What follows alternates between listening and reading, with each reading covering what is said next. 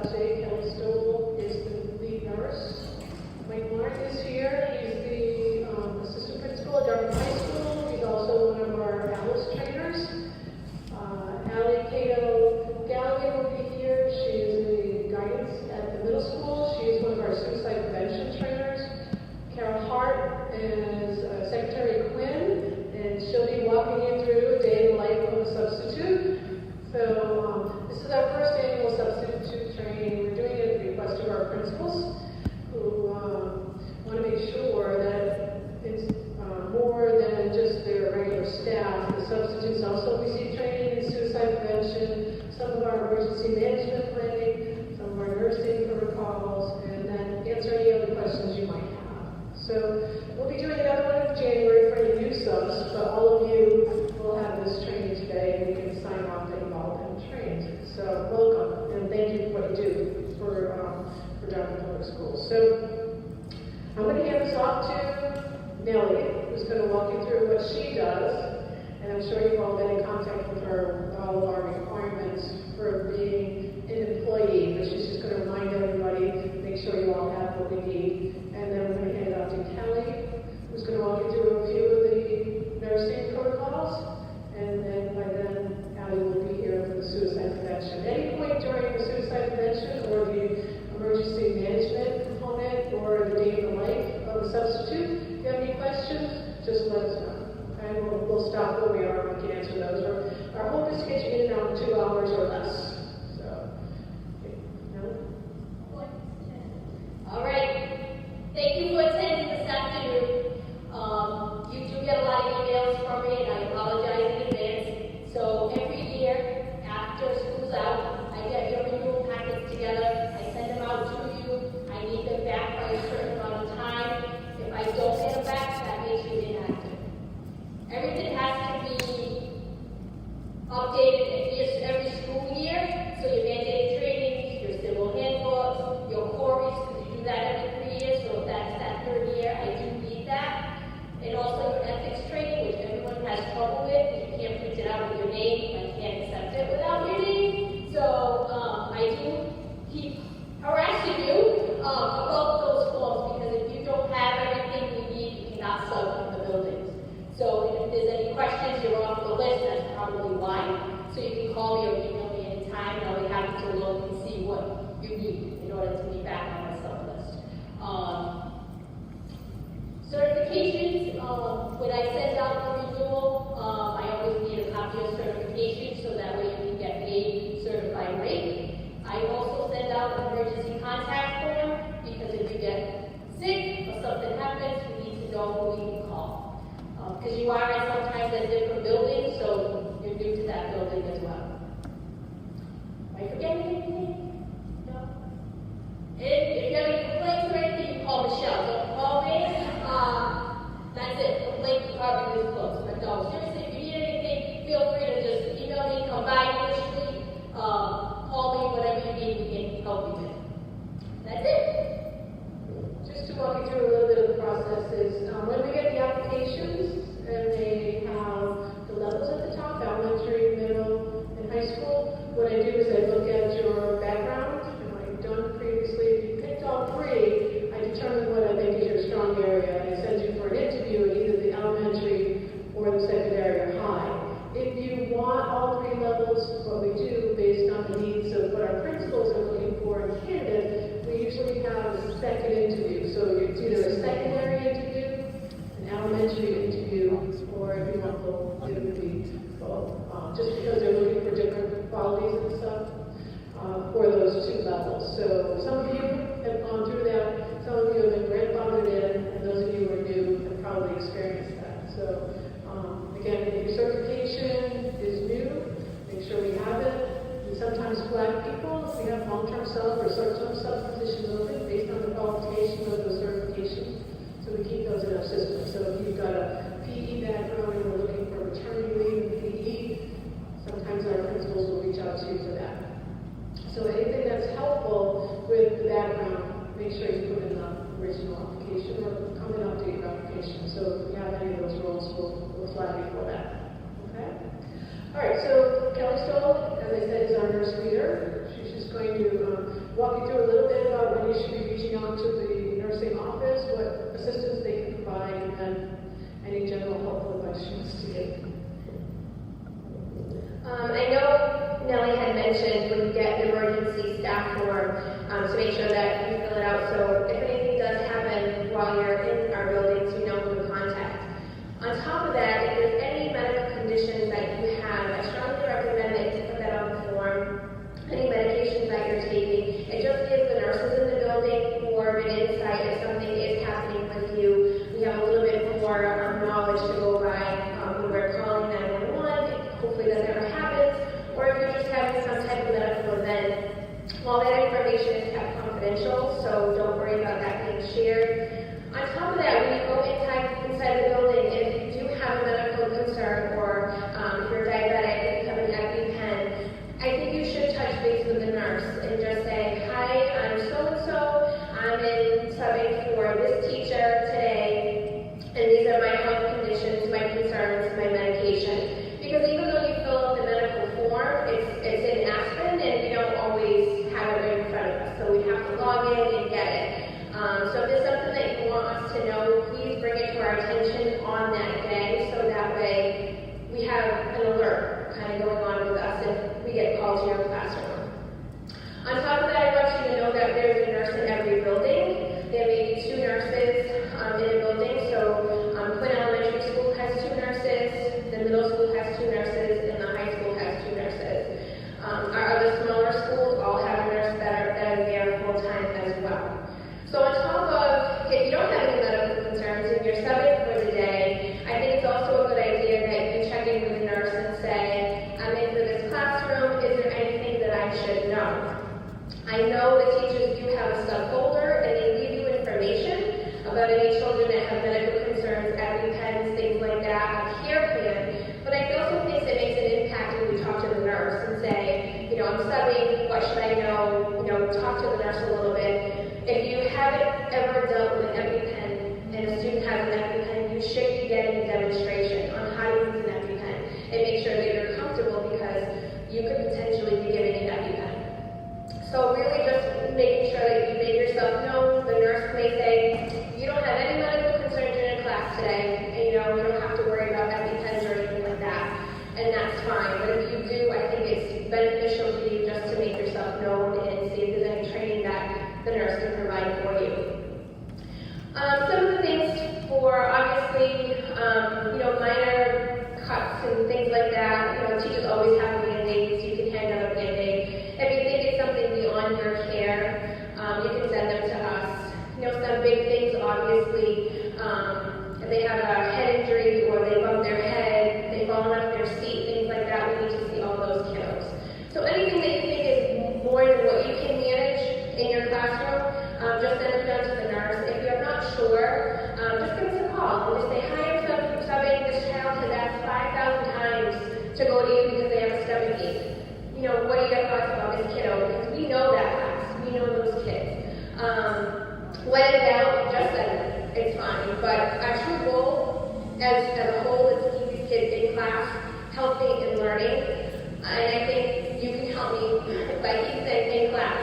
Some of the few things that they have delegates, go to the bathroom, get a sip of water, things like that. But obviously, if they don't look good to you and they need medical attention, by all means, send them to me. Especially the little kids, they'll try because it's a sub and it's not their regular teacher, so they're trying to get out of class. But I think that's it. And if you guys have any specific questions, I can take questions as far as any medical needs or any protocols that we have in class or in each building.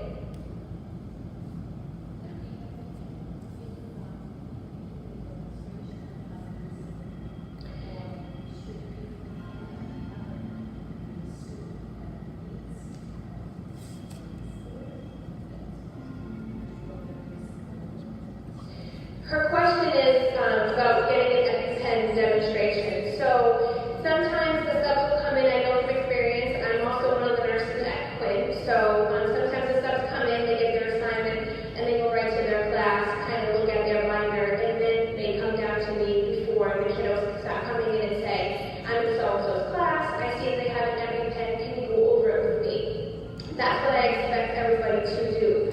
just check in with the nurse and make sure, because I know you're going to do the training online, which talks about life-threatening allergies, but the demonstration is a little bit different. It's more hands-on, and I think everybody should see that. So that's another reason why you would be reaching out to your nurse. Even if you have, the past year, 2 years ago, you subbed and you had an EpiPen, it's really good just to get that refresher. It really just takes 5 minutes.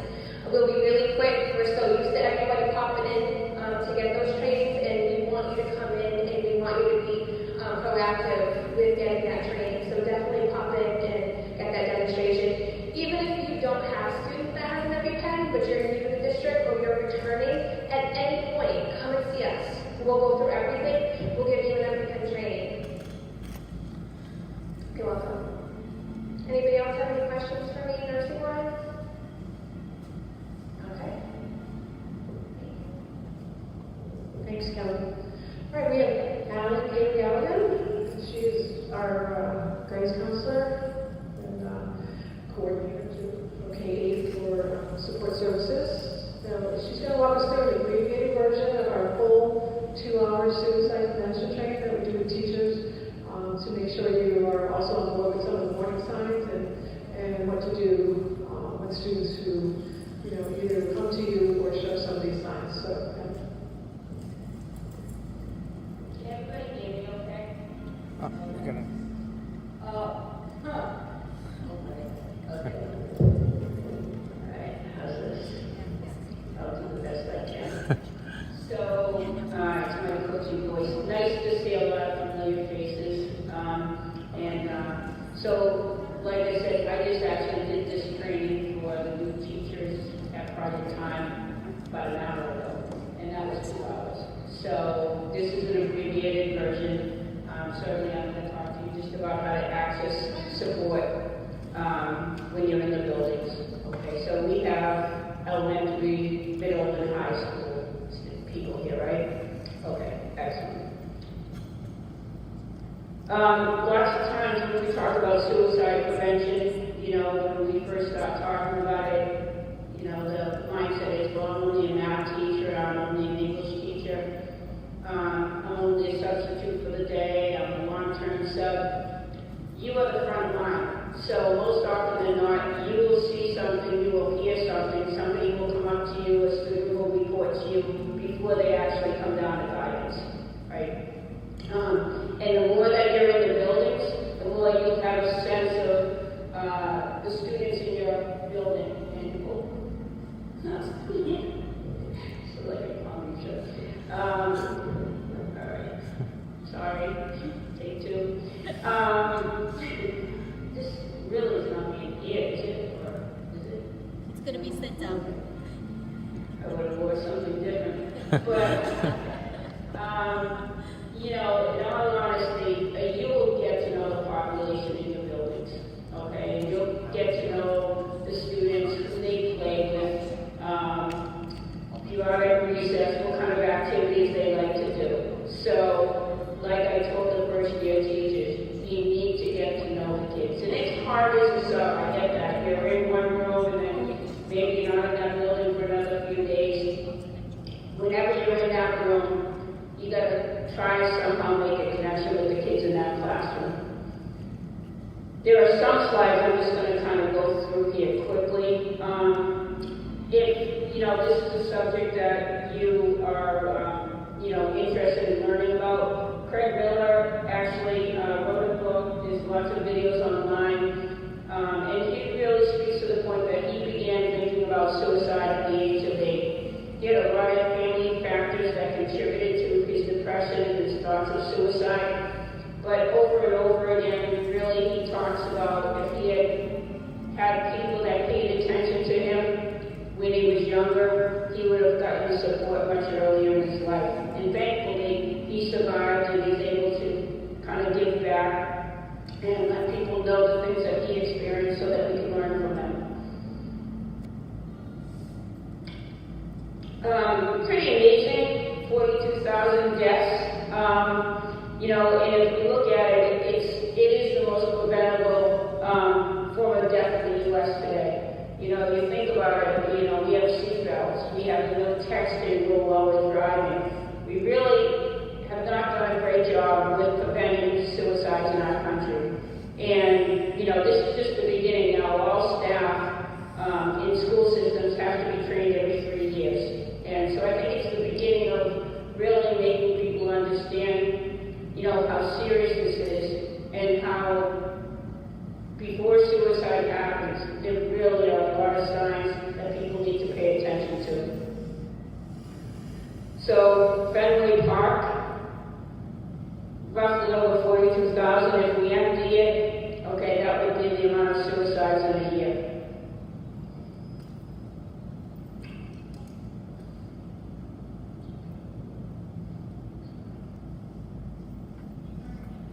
Okay, you can see how just from the statistics there, this is kind of weird because I usually like to do both, but I'm trying to take care of everything here. So mind me, you can look up there while I refer to my computer. But Massachusetts and across the state, we're very close. Okay, so it's the second leading cause of death between the ages of 10 and 24. Number one leading cause of death as for males after the age of 35.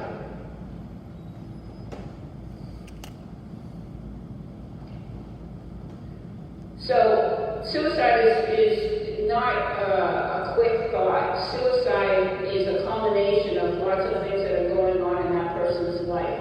And usually the center, the core is depression.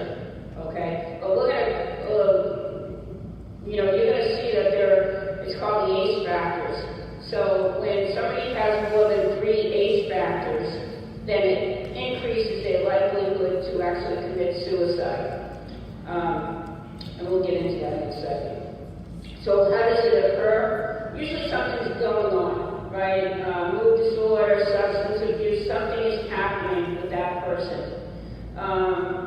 Then there's another contributing factor, right, that adds to that. So it could be trouble with the law. It could be getting into trouble at school, having family upheaval at home.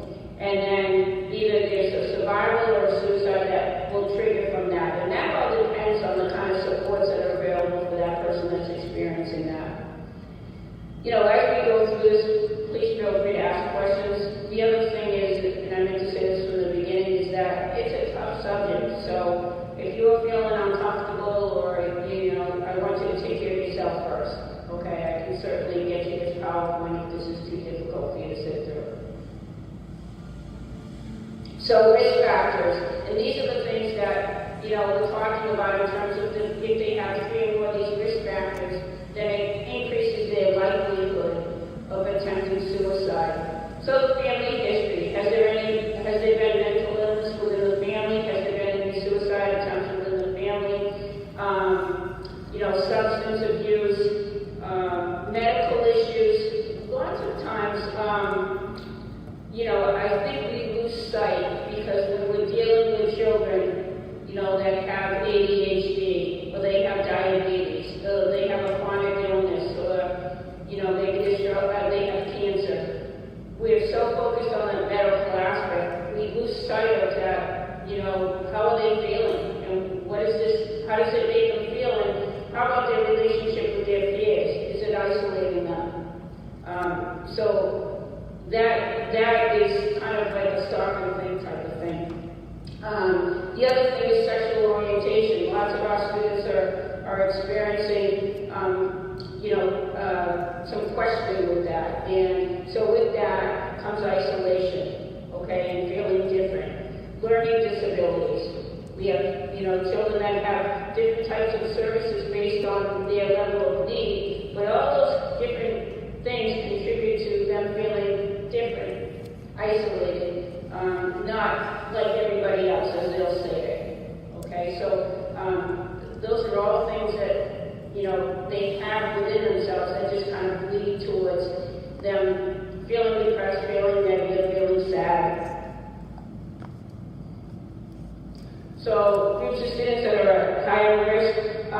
One of the areas I think that we lose sight of sometimes, we hear about it at the college level, but not necessarily with the little ones or the middle school kids, is just the perfectionists, that everything has to be right, that they have to always be the best.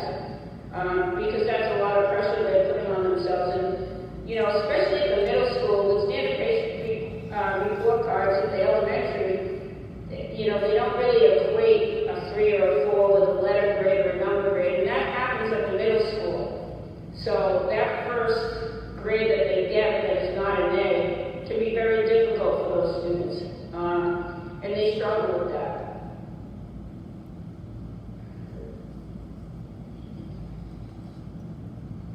So these are the age categories that we just talked about, and so that as a person has more of those factors checked, it increases their likelihood of attempting suicide. And so you can see that the age group increases, the likelihood of them attempting increases as well. Impulsivity plays a huge part, and especially when we look at males versus females. So the male rate of actually completing a suicide is much higher than a female rate for a number of reasons. One of them being impulsivity, and the other one is that they usually have better access to a gun or a weapon. A female would choose a different mode to attempt suicide. So, talk a little bit about you in the classroom, right? So, if kids are talking about somebody cutting, or bless you,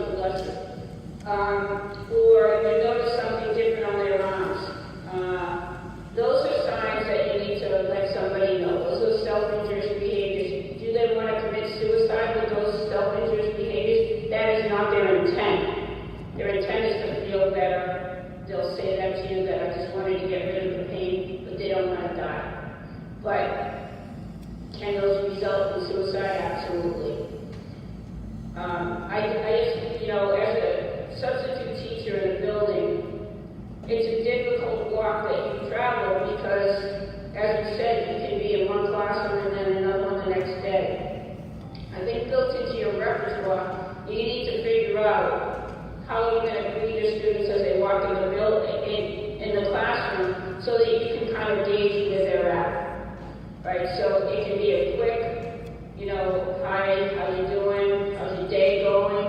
And it can be very simple, but somehow you need to have a gauge. You have to have a sense of how they're walking into your classroom and what their day's been. So I call it like a hug, hi, update, and let's get going, or goodbye and have a great rest of your day. But somehow you're going to make a connection, because through that connection, then you'll be able to see, okay, things haven't been going great. I'm going to keep my eye on that student this period, and see how they're presenting in the classroom. As a substitute, you may not know the full background of these kids, right? But if they're presenting as being very sad and upset in the classroom, and they're not engaging with their peers around them, and they just seem off. We all have that gut. We have that, we're built with that, right? Those of you that have children, when they've done something, because you get that feeling in your stomach, right? I get it all day long. But, with my children. But you get that sense like something's not right, okay? And nobody is ever going to question you about that gut feeling. You go with your gut. And what do you do with that, right? So part of this, when I'm talking to teachers, is being able to ask the question and follow up. Your role as a substitute within the building would be to make sure that when you're seeing somebody in your classroom that you don't feel this is a good place. Okay, they've isolated themselves, they're depressed, they're sad. What do you do with that? And how do you do it? So, all buildings run differently, and I'm sure that you'll have a partner next door that you can kind of check in with. My first thought for you would be that you don't want to make a big deal in front of their peers. So it doesn't matter how old they are. If they come in and they're sad and you notice that they're kind of isolating themselves, maybe get the rest of the class going, right? So, and just let them sit. them, they're safe, let them sit, get everybody else going, and maybe then you can go over and have a little check-in with them. And sometimes that's all kids need. They need somebody to just sit there and kind of talk quietly and let them get it out.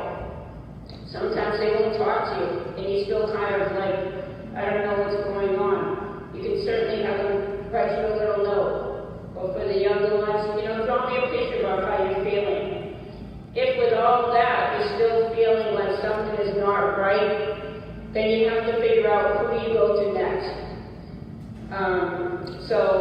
Every building has outreach workers and social workers and guidance counselors and administration that are there to support you. But bottom line is that you don't want to leave the student by themselves.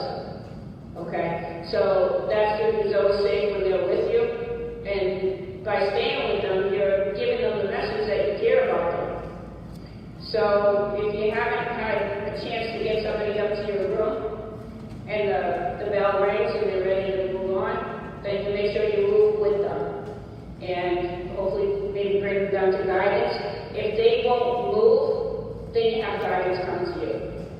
But the bottom line is you don't let them go off by themselves. So let's talk a little bit about how you might identify a student in need of some extra support if they were struggling with some negative thoughts. In the elementary, what do you think that might look like? How would you be able to tell that they were sad? What might they be doing or acting like? Keeping their head down, yep. Excellent. Might they be drawing pictures, negative pictures, right? So lots of dark colors, maybe show themselves isolated away from a group of kids that are playing. In creative play, they might be acting off, maybe being very angry or very sad with their play. If they're old enough, they might write you or be writing something that is a little alarming. And I think in the middle school, that's what catches our eye most often, is through their writing. They maybe write completely off topic, and it has a very sad, depressed undertone to it. Or they're using a lot of weapons in their story. So all those things would point to you accessing some help.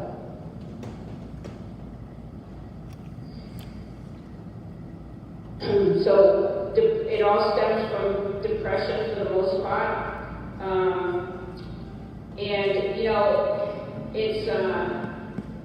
I'm glad I didn't grow up with the social media that kids are exposed to now. It's scary, it's sad, and it's so hurtful. So lots of these kids are going to bed with their phone in their bedroom and, getting either lots of nasty things being done online, maybe about them or about their friends, or, even if that's not happening to them, maybe they weren't invited to the party where 50 other kids were invited to. And so they're going to bed with that way, knowing that they're going to school the next day and everybody's going to be talking about that party that they didn't get invited to. So I think that in itself, all the online stuff that's happening, really is a huge factor in the way kids are presenting to you. Over and over again, as staff, we're always encouraging parents to take those phones and get them out of the bedrooms and, make sure you're checking and seeing what kids are doing. And as educators, we continue to push that, right? So lots of kids have a lot of things that are coming into their depression. So if by, you being in a building and you're getting to know your students and you see, you watch them on the playground and they're not involved in the activities that they usually are. They like to play the soccer at the recess, or, they usually are running around playing tag. Or in middle school, maybe they start playing field hockey and they love field hockey. Or, they usually love to, go home and ride their bikes and, whatever activity they enjoy stop doing those activities, and you know about it, and you've seen a difference in their appearance, and you've seen a difference in how they're interacting with their peers, that's when you ask to somebody, okay? So even if they're not in your classroom, but you've gotten to know that student, I know all of you, many of you out here, I know you do that. So you need to let somebody know if you've seen that change, okay? And sometimes we'll be able to say, yeah, I know what's going on with them, thank you for letting me know, or sometimes it's like, wow, I didn't notice that, and you did, thank you. So, depression, it takes the form of lots of different things for kids.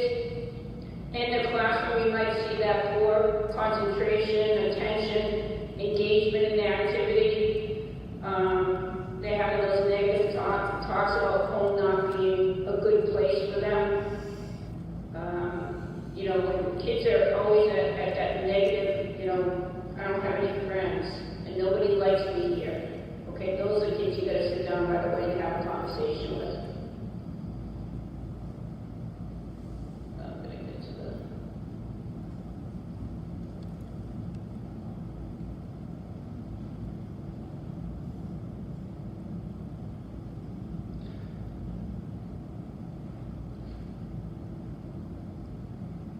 Okay, so those questions, there's a direct way, so I guess this piece, what I want to say to you now is, as a substitute, the expectation is you would not have to ask the question, are you thinking about killing yourself? That's a very difficult question to ask. I still have trouble asking that question. The expectation would be you ask the indirect questions. Are you feeling sad? What are you doing after school today? Do you have anything fun going on? You get the background, right? And with that background, you'll have a sense of what's going on. But as human beings living amongst, in a community, we all have people that we probably, older people that we're worried about. So this is something that, outside of the school setting, it's an important thing to think about. If you have family or friends, co-workers at some point that are depressed and are sad, sometimes you may have to ask that question and figure out how to get them help. Because, the males 35 to 54 are at a huge risk of suicide. And, it makes you stop and think, okay, what's going on in their lives that should be such a crisis for them. But at that point in a male's life, if you think about it, they may have a family, so they have financial pressure. Maybe their life hasn't gone the way that they expected it to go, and they're at a point where they don't know what to do next.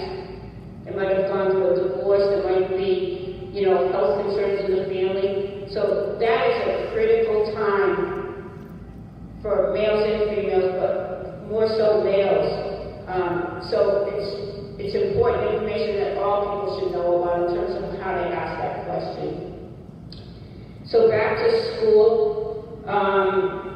So absolutely any form of a threat of suicide, any thought you have, any feeling in your gut that something is not right, it's very serious. If you see a child acting concerning, you find something that's written, you see a picture that's been drawn that you're concerned about, you can't hold on to that picture. So just like I said, you can't leave the student alone, you have to stay with them and figure out how to get the help to them or walk them to the help. If you get a note at 10 o'clock in the morning, and maybe that student's not in front of you, but you see the letter that they wrote or you see the drawing that they did, you need to get it to somebody as soon as possible. Right then, okay? So you have your next door neighbor, watch your class, you buzz the office, you do something. Because we need to act on it quickly. There's lots of decisions that need to be made from the guidance and administration. And if you wait till the end of the day, you know, if a teacher does that, what's the end of the day? You know, where's that student? Did they get on the bus? Are they going home? Who's home with them? How do I access the parents? There's lots of pieces that have to be figured out. We want that information as soon as possible. So, as a substitute in the building, you just figure out with your partner next door or buzzing the office, how can I get that down to the guidance of the office as quickly as possible? You know, so at that point, then you're going to hand it off. If a student has disclosed something to you that you feel like you have a relationship with that student, and you don't want them to think, oh, I told you this and now you're running down to guidance.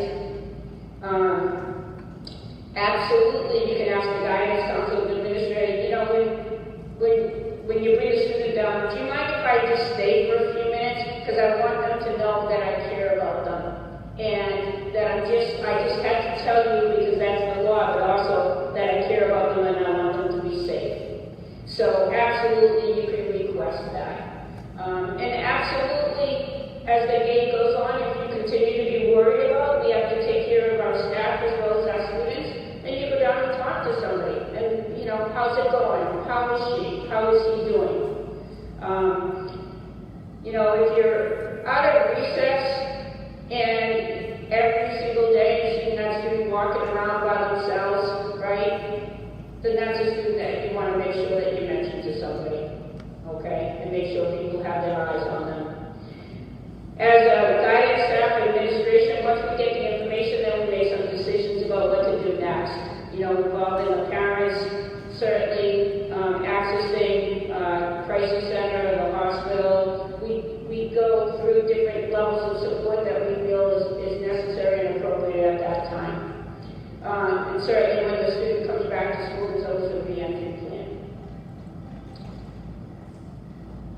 How's everybody?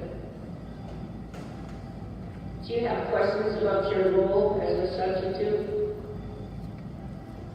How many of you have ever had that gut feeling in the buildings about a student that you were maybe working with or you got to know?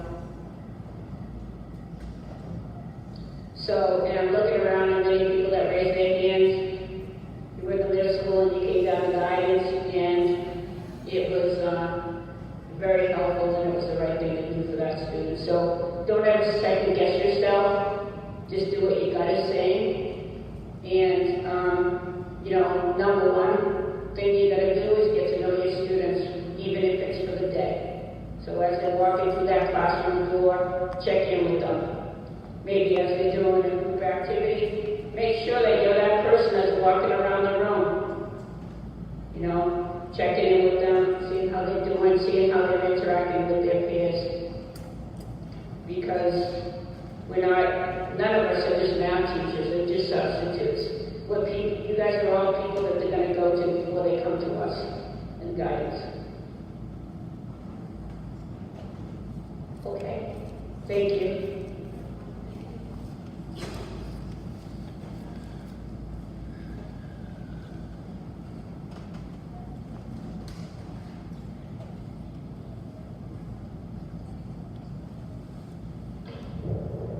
Okay, thank you, Ellen, and you're, as you know, as she said, you're part of the circle of support for our students, so as many eyes on our students and ears as possible is really important to us. So thank you for that. The next piece we have is Kyle Granfield is the Quinn Elementary principal, our largest elementary school in Dartmouth, and Carol Hart is our secretary, who many of you have probably met, who have substituted at Quinn. So they're going to walk you through the day in the life of a substitute from when you went to the building. So good afternoon, everybody. Sounds loud when I'm talking. So, as Ms. Roy said, Carol is going to walk everybody through the logistics, and as you can imagine, with several elementary schools, the middle school and the high school, the majority of the protocols are pretty similar, little tweaks here and there, and Carol will walk you through all of that, and then I'll be able to speak a little bit from an administrative lens of what we're looking for and hoping for, and then probably the most important part of our presentation, we'll take any questions that you have, incidences that you've been through, or questions that you have, or anything that you have at all, we'll be able to answer those questions so that you feel very comfortable for the start of school next week. Thank you. Hi everyone. As far as the elementary level, you'll have to come in the front doors because of the security. You cannot come in by any of the other doors. You do have to come in and be buzzed into the front doors of the buildings. That goes for all buildings. At the elementary level, what you normally do is just kind of check in with the secretary that's sitting at the desk. At Quinn, what we do is all substitutes get a badge like this. It says substitute, has a badge number on it. At Quinn, we have elementary some checklists that you pick up in the office. Some of the schools, they're not in the office. They'll be in a folder on the teacher's desks at some of the elementary schools. In the substitute folder is where they keep them. At Quinn, we keep them in the office. You grab this, you grab a badge, and then we'll direct you as to what classroom or where the classroom is located. Some will give you a map, some take you. As far as the elementary level, we do, our kids do come in at 8:45. At elementary level, the teachers do have a morning duty. So we do ask that you come in a little before 8:45 so that you have time to go up to the classroom, read their plans, and see if they have a duty, because we do need you to be at the duty at 8:45, because it's normally, because we don't have an outside recess, if all the kids are in the building, so you may have to go to the cafeteria to watch the kids that are in there until they go to class for the 9:05 time. At 9:05, all the kids go to the classrooms, and then at that point, you'll be in the classroom and they'll come to you. You wouldn't always have a duty. It's a rotating schedule for our teachers, so you may or may not have one duty. At middle school, kind of the same thing. They ask that you be in the classroom for 7:30, because at 7:30 is when the students come in the room. If you're not there by 7:30, then they're running around trying to find someone to watch that class until the sub gets there. But they would like you to be in the classroom for 7:30. At the middle school level, I was told that you check in with Mrs. Rafferty. Middle school, they normally have a sign-in sheet that looks similar to this. It's just where they have you signed in next to your name saying who you're going to be with. Either Mrs. Rafferty, if you don't already know where you're going, will tell you where to go, or she'll have one of the security people take you to the room that you'll be covering in.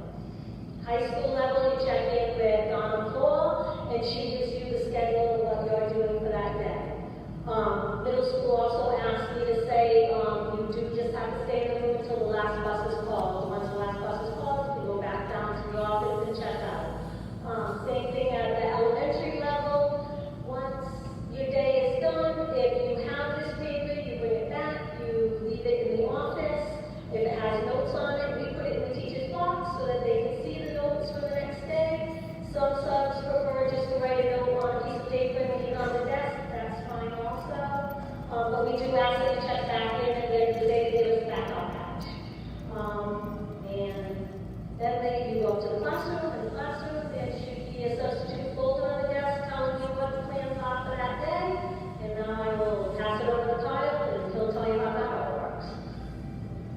So, being a substitute is one of the most difficult things because you could be at multiple schools, multiple age levels, and depending on the situation, you could be in a different classroom every day where you don't know students by first name. The most important thing I hope you take away from my piece today is whenever you have any question, concern, or you're just not certain about anything, just call the main office. Most often, any of the secretaries will be able to kind of point you in the right direction. And if they can't, they definitely know who to contact, whether it be an outreach worker, guidance counselor, an administrator. And we have no problem showing up to support any situation whatsoever.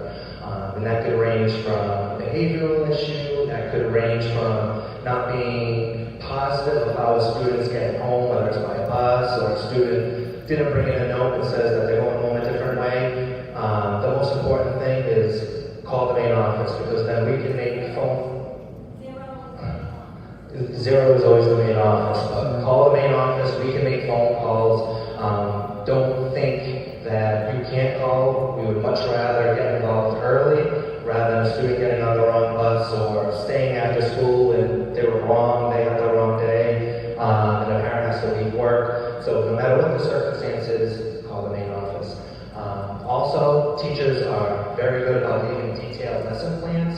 However, there are unique circumstances where it could be a family emergency where they weren't planning on being out. So if you show up to the room and for whatever reason, either there are no lesson plans or the lesson plans aren't completely clear as to what materials you're using or even the content, you're not 1,000% sure how it should be rolled out. A couple things, obviously. Again, always call the main office, or especially at the elementary level, most likely the adjoining classroom door is going to be the same grade level teacher. So you could open the door before school and just ask, I'm not 1,000% sure, is this where we're at, or how should I be doing this, to get that support.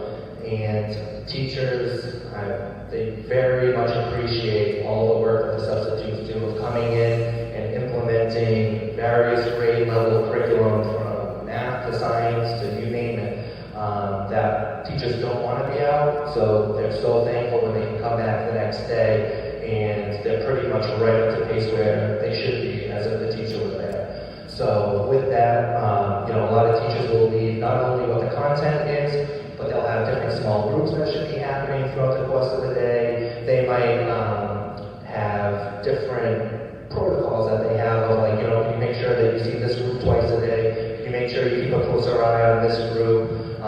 This student has a special, plan in place, but it'll all be carved out. And needless to say, I'm sure you've talked at some point today about confidentiality. That is in any building, but the teachers will be as explicit as they can be while also keeping their own confidentiality to help you out the best that you can all day long, to support you with whatever the circumstances. And again, the number one takeaway is whenever in doubt, just contact the main office and someone will be right there to support you.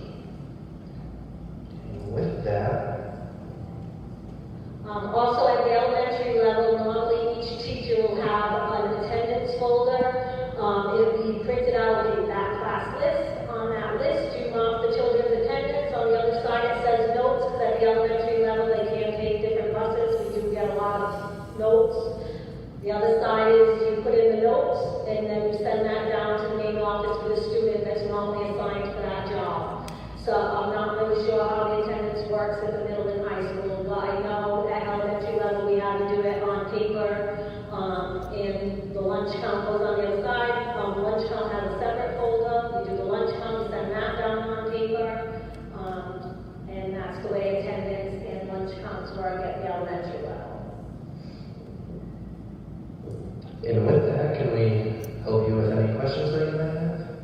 Yes.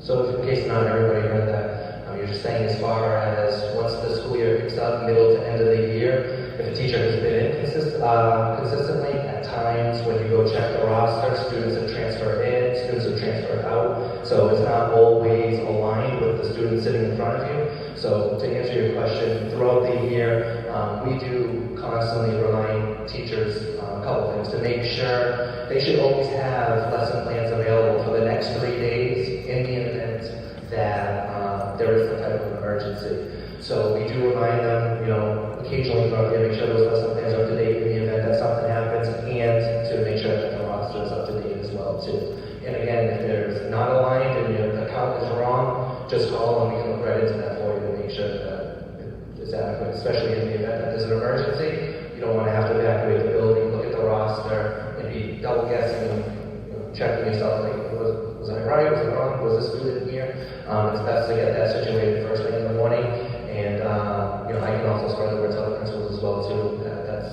definitely, especially with security, 100% something that needs to be addressed and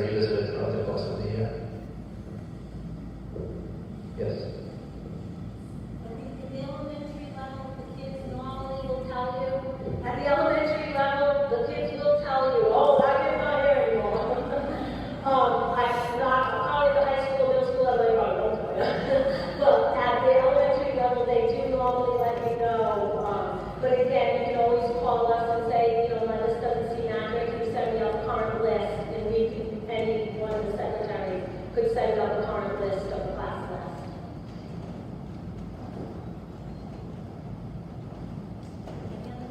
Anyone else? All right, thank you. Hope you have a great school year.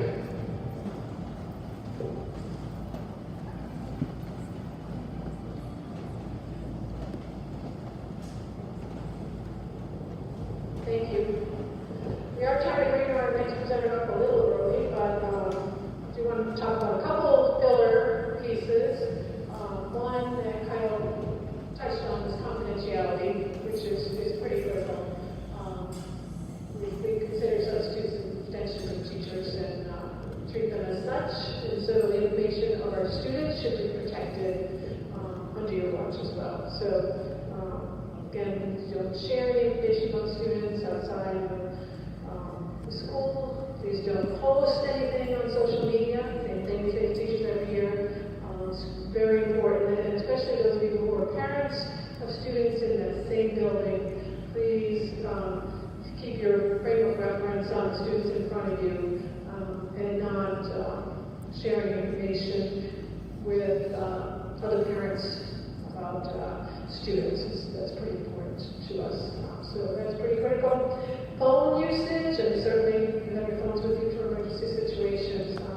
But again, while you're working with our students, please, in their best interest, keep your eyes on them, circulate with them, work with them, talk with them. And, you know, as Allie promotes, build relationships with them. And please leave the phones aside. That would be helpful. And lastly, if you have any questions, Mike Martin will come regarding any of the paperwork we need for substitutes. You can reach out to Nellie at any point, and she is happy to help you. She's very helpful. Not the best person to field questions from the audience, because I'm hearing it here, but go ahead, we'll give it a try.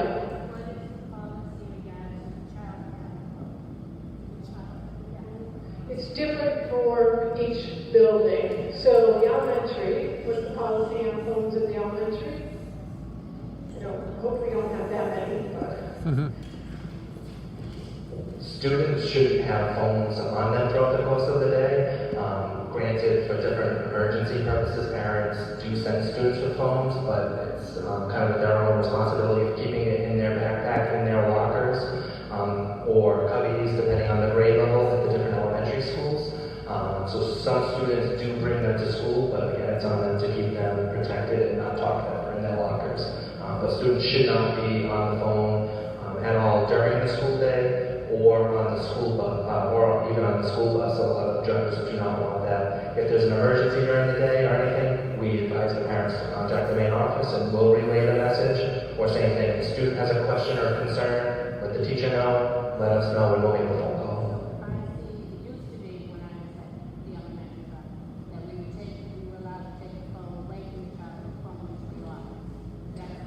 Yeah, we still do that as well too. Or you can get one warning, open it back, and if there's any issue, absolutely we'll take the phone and handle it accordingly. Thank you. Yes. Middle school is the same way. I'm not 1,000% sure, guys. A couple retired high school people, but Mr. Fine too. I believe that, at the high school, correct me if I'm wrong, that the phones are discouraged, but I believe some teachers do use them. I'm not sure that I would, approach a student and demand their phone. It might not put you in the best position, but you might walk over to them and ask them to put their phone away.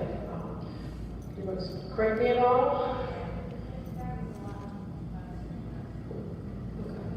So, I believe they're discouraged, but some teachers do use them as part of their formative assessments. Kids go on to Kahoots or different places where they can gather information from. Sometimes the teachers will let them use them for research, but that's up to the individual teacher. Substitute teachers are they are reporters. So if somebody discloses something that they were harmed in any way. We were all mandatory reporters, as Alan mentioned, not just the students feeling depressed, but also if they have been abused or in physical or mental abuse, you would certainly be required to share that too. And we always encourage people to follow up. So you report, and sometimes you always wonder what happened. So you're more than welcome to ask afterwards, how did that work out? So thank you. So Mr. Martin's here. So luckily we're ahead of schedule. So we might be able to get you up early. Mr. Martin's going to talk a little bit about some of our emergency management plans. Along with suicide prevention, we want to make sure everybody's on the same page. It's a lot of information, but he's going to try to simplify it and make you feel more comfortable with what that looks like in Dartmouth. Well, thank you. My name is Mike Hahn. I'm one of the assistant principals here at the high school. And what I'm going to be predominantly talking about is ALICE training. And, what we have is Dartmouth work together in collaboration with fire, police, town administrators to develop this comprehensive emergency management plan. And ALICE is one aspect of that. Okay? At the high school, if you're subbing at the high school, these plans are located in the upper left-hand desk drawer of the teachers. Okay? And, everything you need to know about medical emergencies, it's all in here. Dr. Gifford, Ms. Roy did a great job in, putting this together. So, if you have any questions, just talk to the building administrators. They'll tell you how it looks in their specific building. What I'd like to talk about specifically is ALICE. And ALICE comes from this idea of when something happens, you get a stimulus, there's three things that people naturally do. Fight, flight, or freeze. Right? That's your natural reaction. Our biology teachers are in here saying that's what happens. That's biological, it's in our DNA. And what we want to do is kind of go along with that natural reaction. We used to have code reds. How many of you guys know what your code reds are? Some of you guys back in the day we were students here. And this whole idea of the code red or the traditional lockdown came from LA. LA is like the New England Patriots of police. Everyone looks to Los Angeles. They were the professionals. And they were dealing with a lot of drive-by shootings where the threat was outside. So they wanted to bring the students inside. Also, they looked at corrections. In this prison riots, what do? They lock everything down to keep everybody safe. So, when I started back in '94, that's what we had. We had these code reds. It became laws. You got the Columbine. But what we found out was that sometimes this doesn't always work. One, it goes against your natural reactions. Like, for example, we're making some assumptions. We're making the assumption that you can hide, that the bad guys won't find you. We're making the assumption that the locks on the door will hold. We're making the assumption that the cavalry is going to come riding in and is going to save the day. Those are the assumptions that we're making. And when we look at other things that we've done, whether it's fire drills, if there's a fire, do we wait in our classrooms for the fire department to show up and save us? No, we evacuate. What do you do, younger students about stranger danger? I have a 7th grade going to an 8th grader, a 6th grader going to 7th grade, and a 3rd grader. And it's like we teach our kids, don't get into that van, don't get into that car. You're out with friends playing on the spud wall, and all of a sudden some guy comes and he says, hey, come in my car. Don't do it. And if he tries to grab you, do everything you can. Because we know that once you get into that car, bad things happen. And, the statistics show that if you get into the car, it's not a good thing. So do everything you can. And, so what happened was,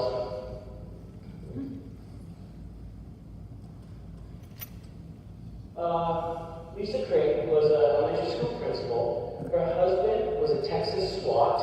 And after Columbine, after Virginia Tech, and looking at those two events, because those were the two big ones, they said, the traditional lockdown is not working.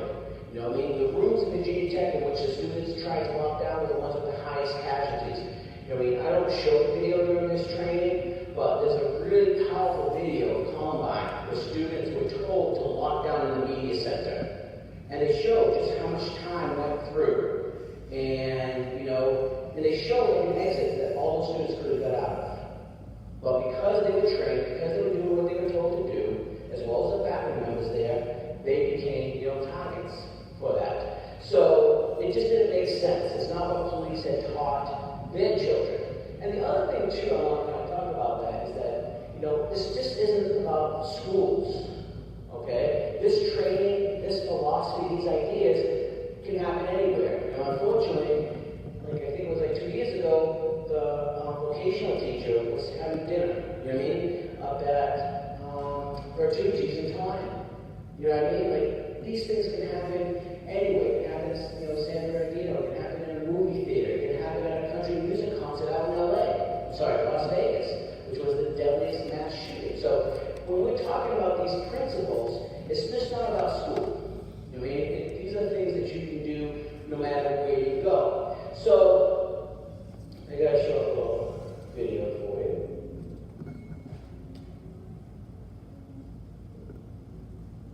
Hi, I'm Rick. I'm one of the founders of the ALICE program and current president of the ALICE Training Institute. Our company specializes in volunteer defense strategies. ALICE is a comprehensive program utilizing both infrastructure, technology, and human action to maximize survivability of a very dangerous event. ALICE is an acronym that stands for Alert, Lockdown, Inform, Counter, and Evacuate. These concepts cover the spectrum of both organizational and individual response options to danger. This program was deemed necessary after the Columbine tragedy, when we began to look at how our civilian organizations were being trained to deal with a violent intruder. In the immediate aftermath of the Columbine event, we found the lockdown strategy was the only recommended response, and in many cases it was a mandated response. Lockdown, or securing in place, is a viable option for those who find themselves under attack, but it can't be the only response.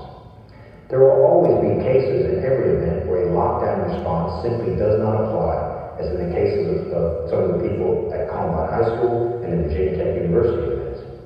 In those instances, the students only had been trained to sit quietly under desks or in a corner of the room. That response may have actually helped the attackers reach their incredibly high casualty results. In a situation where a person has decided to hurt as many people as possible in a short period of time, if they find you and you do nothing, you will be hurt. We believe it is completely inadequate to teach people to only be passive and static when a determined attacker has decided they are his next victims. Survival will be based on the difficulty the attacker has in engaging his targets. The common crime prevention strategy of hardening the target applies to this crime just like any other. This does not mean just relying on a locked door, assuming a locked door is even available in the first place. The good news is that it is actually quite easy to make yourself a harder target, physically that is. The hard part is the required mental preparation and ability that it takes to push yourself through the shock and the surprise of the moment and engage in action of any type. ALICE training is designed to put the tools in your mental toolbox, which you can draw upon in your moment of need, as well as giving you the confidence that you will not become a victim. We teach common sense that is not common knowledge. There are no guarantees in life, and we cannot guarantee that nobody will be hurt in a planned, determined attack. But we do guarantee that by doing something instead of nothing, you will greatly increase the chances of your survival. On behalf of the ATIT, thanks for your time and your interest in our program. Stay safe. And he's gone around to, you know, hundreds of schools.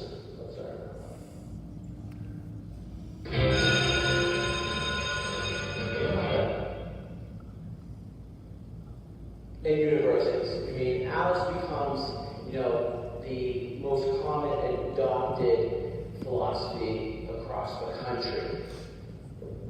And again, what I love about it was that it was based on common sense. It was based from a teacher, a principal who said, this doesn't seem to make sense, and a dining room table conversation that grew into this.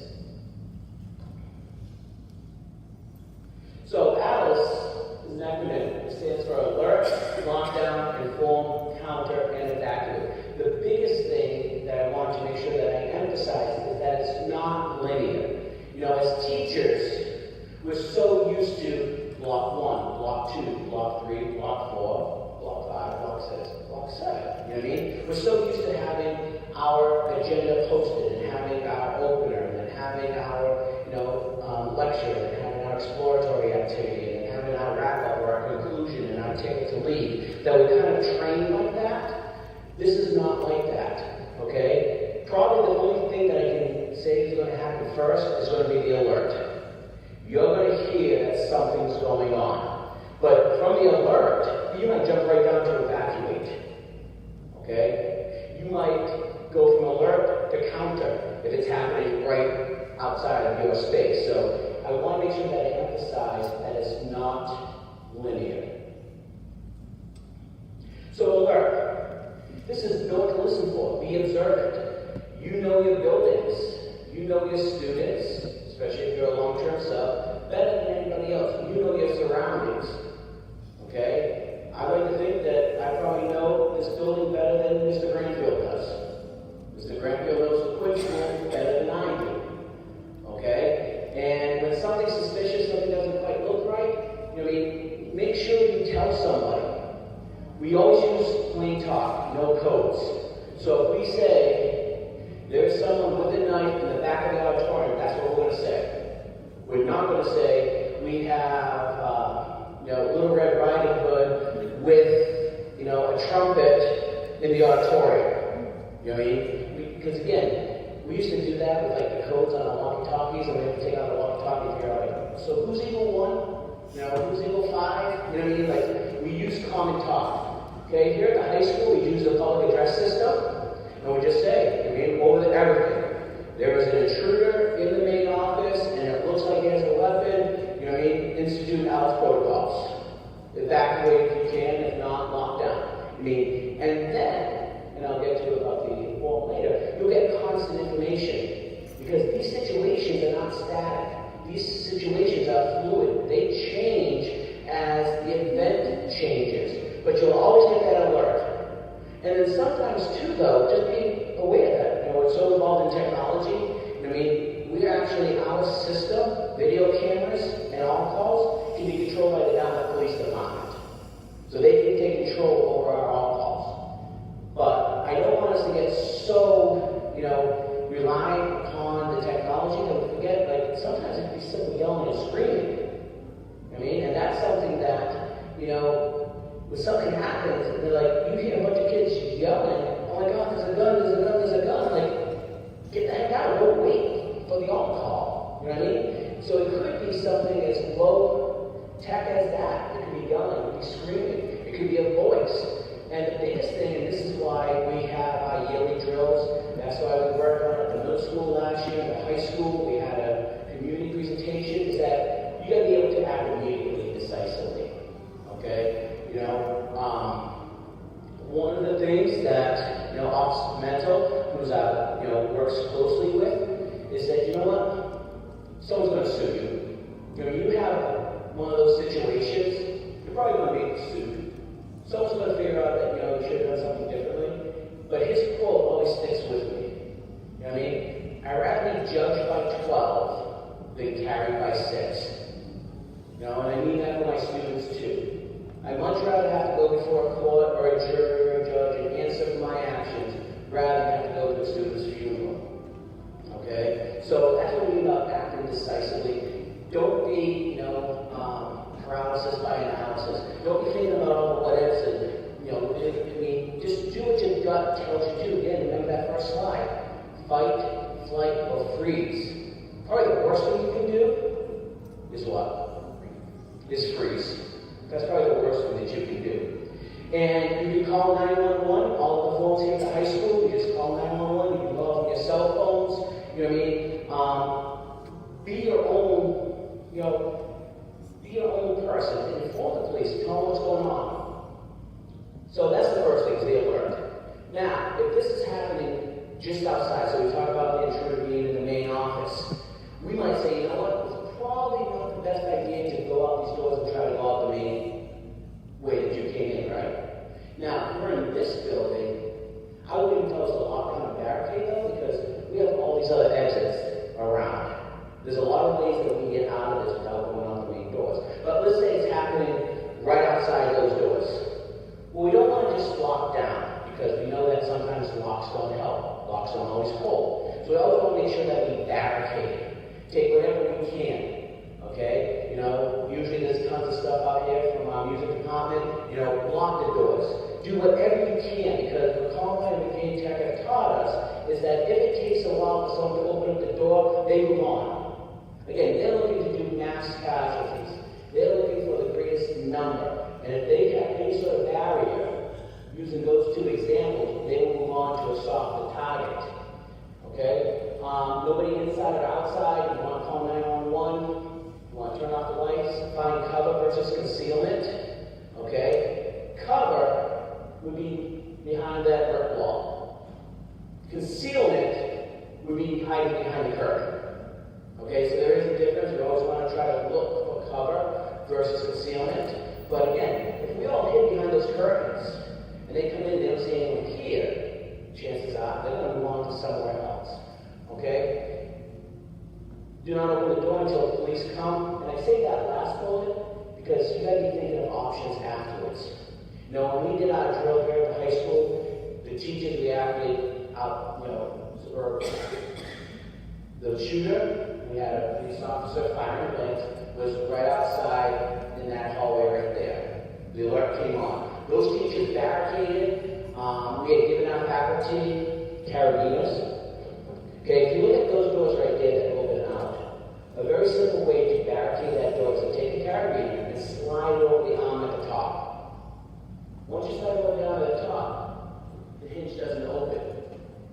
It's very, very difficult to open that door. We have other teachers that have 2x4s that tie it up. We have teachers that have file cabinets right next to the door to move it. But anyway, they did a great job. We couldn't get into those rooms.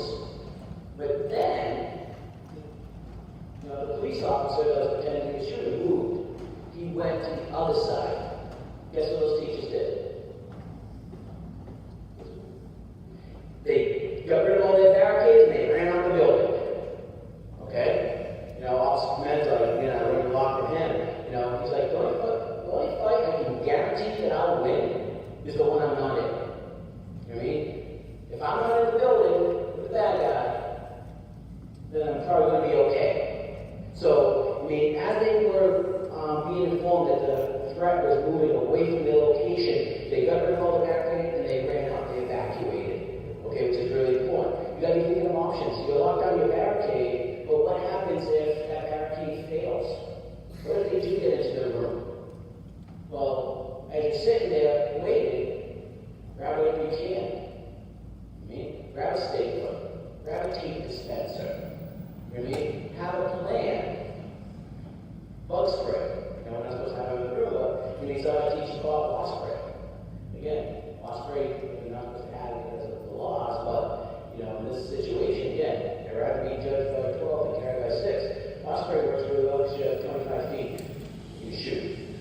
I mean, you get that in someone's eyes or their mouth or their nose, the other one can incapacitate them. So it'll give you a chance to counter. Okay? So that's really important. So as you barricade and lock down, okay, and here's just a simple example of them using everything. You don't want to use your body.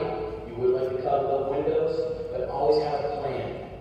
Okay? What if the threat's no longer there? I should evacuate. What if, God forbid, they're able to get in? I need to have a backup plan on how to counter.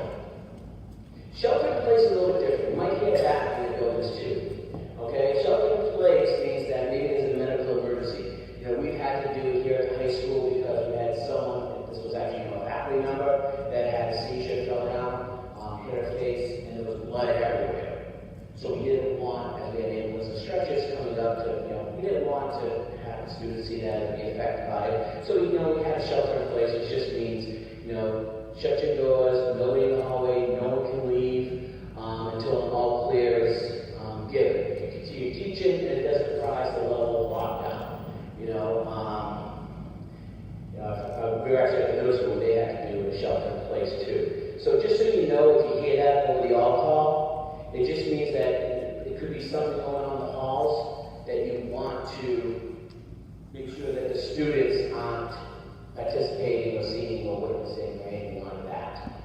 Okay? You know, crazy squirrel jumps in. You know what I mean? We don't want to, we're afraid of rabies, and we don't want this girl to, you know, like one of our students who might shelter in place until usually we'll call probably maintenance or a threat and down here and catch the squirrel like custodians. But it's more low level. Inform the eye of Alice. This is something where you're going to get constant information. What is going on? You know what I mean? They're going to tell you where, when, are they moving? Did they drop the weapon and trying to just, you know, now blend in with the rest of the students? Okay? They're going to let you know what's going on. Also, the informed can help you try to distract the threat. I mean, I have a sign on my phone so that, you know, even though the police aren't here, if I have the capability to control the alcohol, I might play the siren. Because when people hear a siren, they automatically think, well, the police are here, the police are coming. And it's, you know what I mean? It's changed a little bit now, but in most of these cases, it wasn't ended by the police. That as soon as they knew the police were on their way, it ended up being a suicide. Most of these guys take their own lives. So I can trick them and make them think that the police are coming here before they're actually here. And end the situation that way, you know what I mean? And instead of the incident taking 2 minutes and have it done in 30 seconds, that's why I have a siren on my phone. Just in case. Counter. This is the absolute last resort. Okay? You know, we talked about those 3 things. Fight, flight, or freeze. I mean, this is when you have no other option. And we're not talking fighting. We're not telling our teachers to learn self-defense. We're not telling our students to go out and take mixed martial arts. You know what I mean? Counter is anything that will interrupt the OOGLOOP, which actually comes from the Air Force jet fighters study that they had done. And that, you know, if you think about it, whenever you do anything, you see what a complex process that is.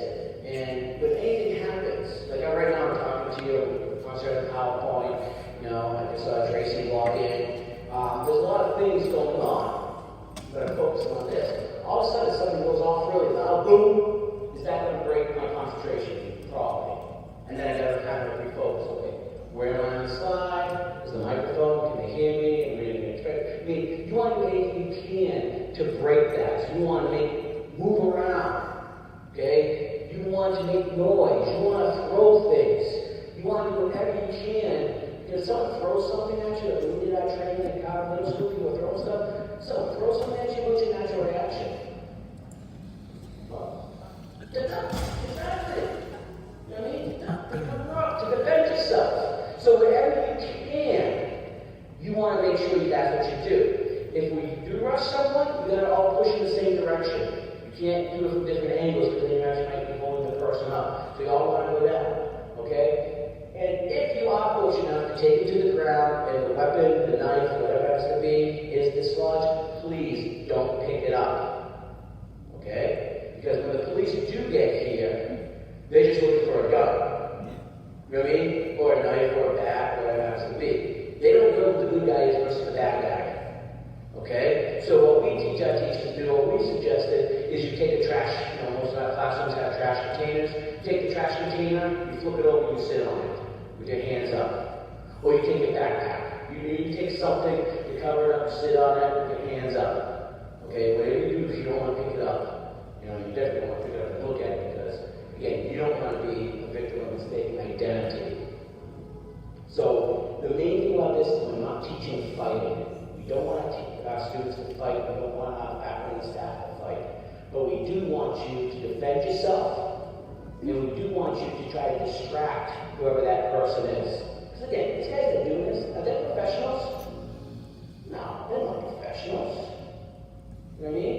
They have very limited training. Probably most of their training is in video games and virtual reality. You know what I mean? What makes them so effective is that they're targeting defenseless people. Okay? So whatever we can do to make their lives harder, that's what we want to do.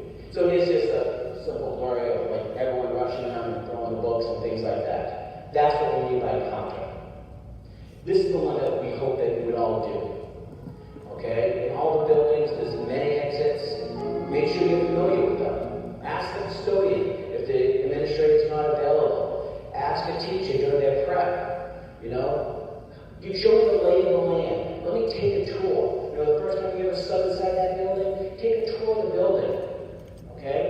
just so you know where the bathrooms are, so you can go in here, right? But also, where's the nearest exits? Where's the fire exits? Okay? You know, here in this building, we have 2 in the back, we have 1 on each side, we have 2 behind the curtain, and we have 1 through the band room. Okay? So we have a lot of exits in this building that you might not know. You know, where are the different levels? You need just kind of get a feel of where the building is, so that you are able to escape. Now, when we evacuate, we have 2 places that we can go. We can go to the rally point, or you can go to an evacuation point. And this is just showing the evacuation. You know, again, you want to show your hands, not be a victim of mistaken identity. So here at the high school,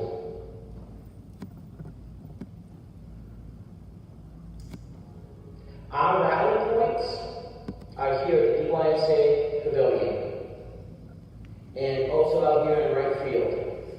You always have to have 2 rally points, because you don't want to cross the incident. If there's something going on here at the high school, if you're on this side of the building and you've evacuated these doors, you don't want to have to cross the incident in order to get to safety. So we always have 2. The police know where they are. That's where the police will go. We always get the question, well, let the bad guys know where you are.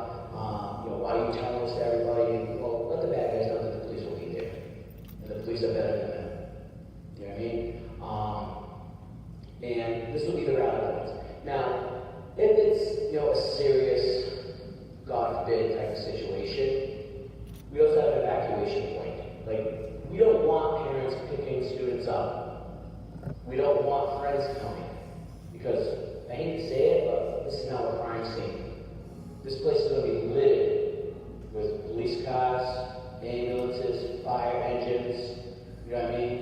When we had the bomb scare here a couple years ago, we had big F-350 trucks that we used to plow. They block off the entrances so we can't get in here.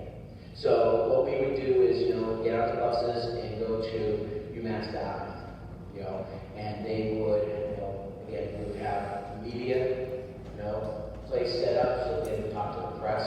We would have, triage units. We would have, reunification, so that, parents can do that. Because again, like I said, if it's a really bad day, they're not going to allow you to. I mean, these roads are going to be blocked off. You won't be able to get down here. So that's when we the rally points.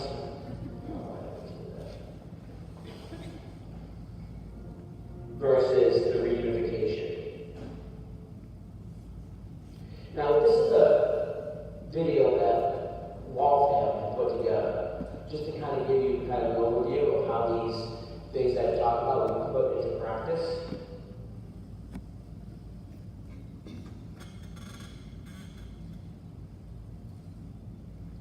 Hello, I'm Officer John Ferrata. And I'm Officer Kristen Tracy.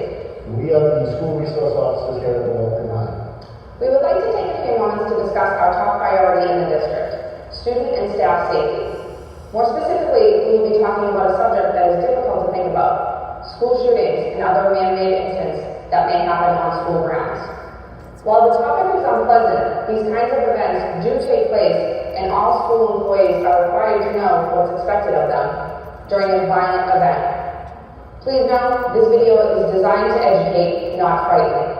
Although the situations presented in the next few minutes may be troubling, the more prepared you are for an event this magnitude, the more likely you will be able to act in a way that will enhance the safety of our school community when it's needed the most. And we are very serious about your safety, the safety of our students, staff, and all of those that enter into our buildings. Okay, let's get started.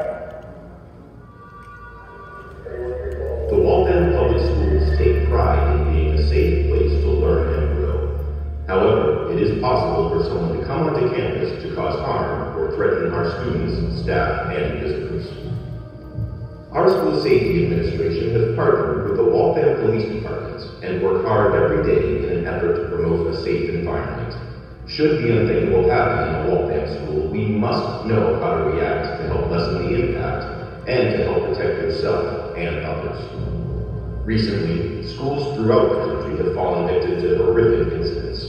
Realizing this, we strive to prepare ourselves and others to quickly act in a way to help prevent injuries and save lives. Although highly unlikely, you could be faced with a situation in which an armed aggressor is threatening your safety and those around you. Today, we would like to introduce a program called ALICE. The acronym ALICE stands for Alert, Lockdown, Inform, Counter, and Evacuate. The proper use of these 5 steps can help save your life or the lives of others. The acronym ALICE seems like sequential steps for you to follow. However, the letters are actually a way for you to remember the important choices you may need to make to stay safe. The decisions you make should be based on specific situations should you find yourself in danger. You may choose to evacuate, go into lockdown, or you may have no other choice but to counter the attack of the aggressor. Alert refers to the way you learn about the threatening situation and how you communicate the dangers to others. You may see the aggressor. You may hear gunshots, screams, or other loud noises. Someone may tell you, or you may even receive a phone call or text message. It is always okay to contact the Waltham Police with information, as they are prepared to handle the overflow calls they may receive during an emergency. Once alerted to the danger, it is time to take action. If you are unable to get out of the school quickly and safely, you may need to go into lockdown and barricade the door. As soon as you are safe, immediately dial 911 and give as much information as possible.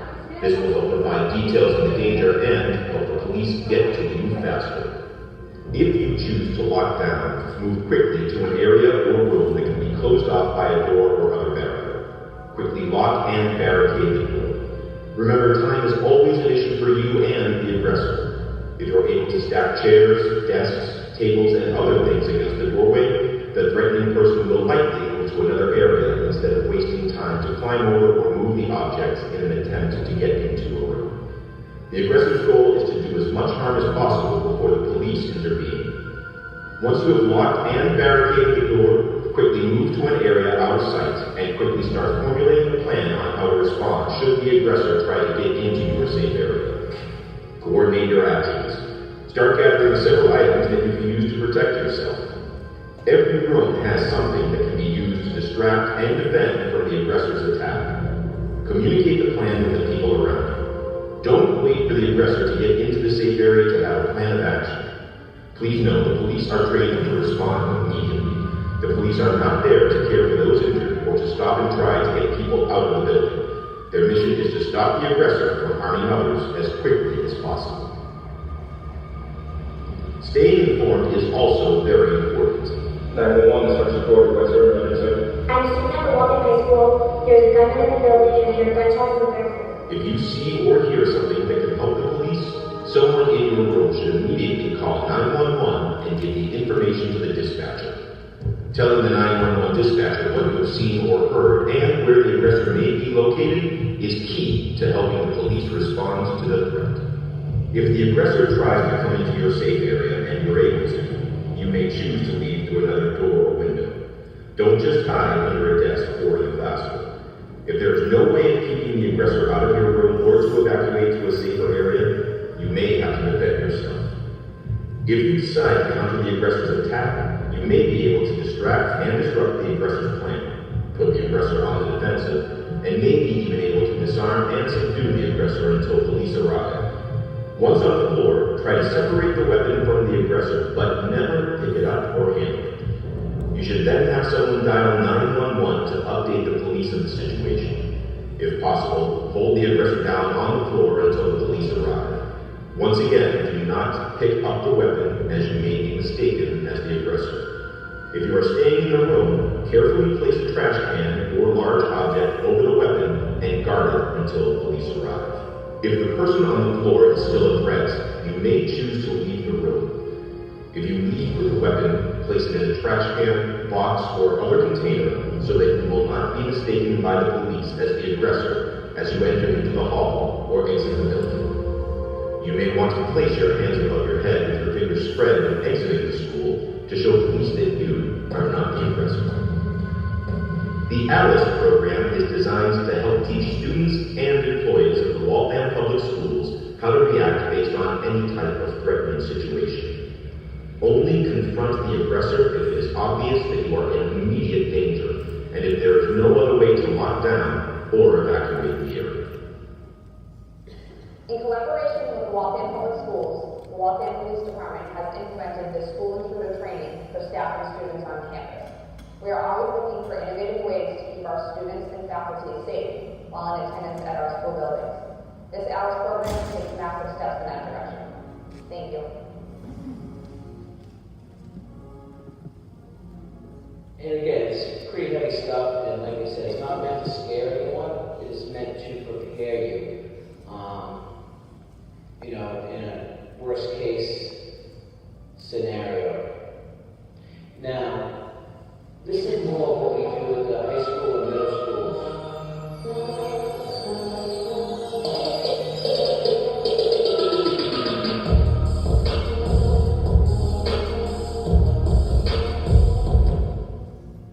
Gonna edit that out, Mr. Robin?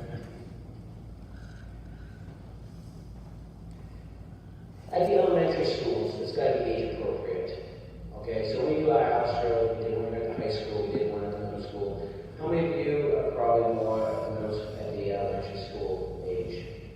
Okay, so what they have decided to do, the elementary school principals, they want to make sure that it's age appropriate. So, these books, I'm Not Scared, I'm Prepared, is sponsored by us.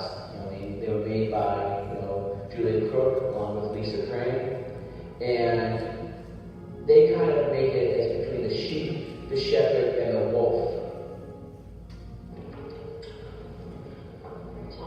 You're good. I'm not scared, I'm prepared, because I know all about Alice, written by Julia Cook. And today, my teacher taught us a new drill. It's called the sheep, the shepherd, and the wolf drill. This is a drill that teaches us what to do if there's ever a dangerous someone inside our school that isn't supposed to be there. Great plan of action equals Alice. Class, my teacher said to us, we need to learn a new drill. It's called the sheep, the shepherd, and the wolf. So get ready, here's the deal.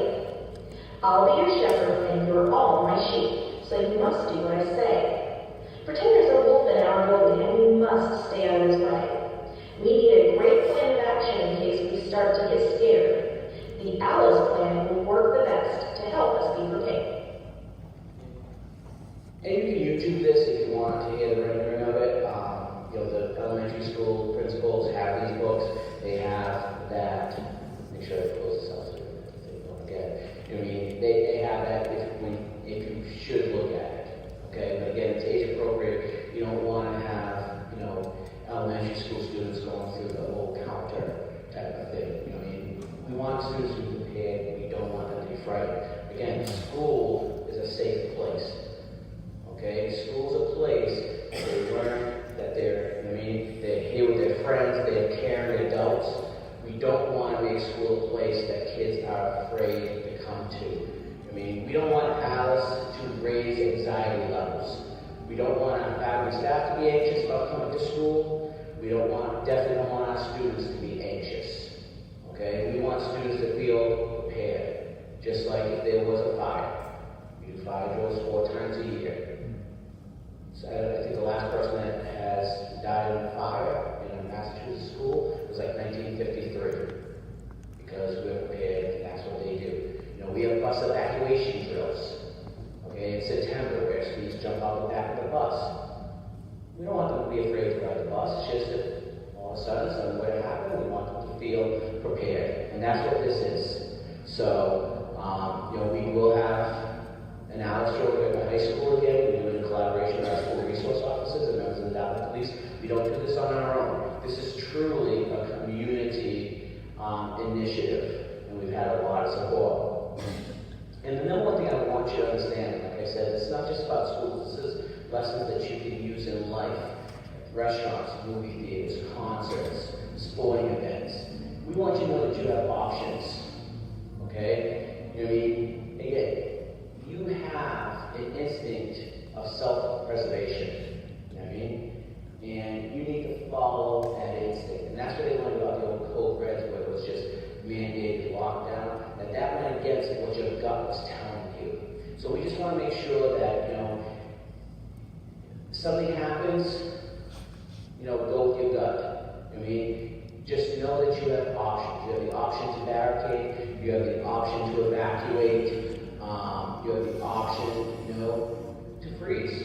And at the high school level, we've actually had to tell our students, again, our kids are a little bit older, but you know what? If your teacher freezes, you take the initiative.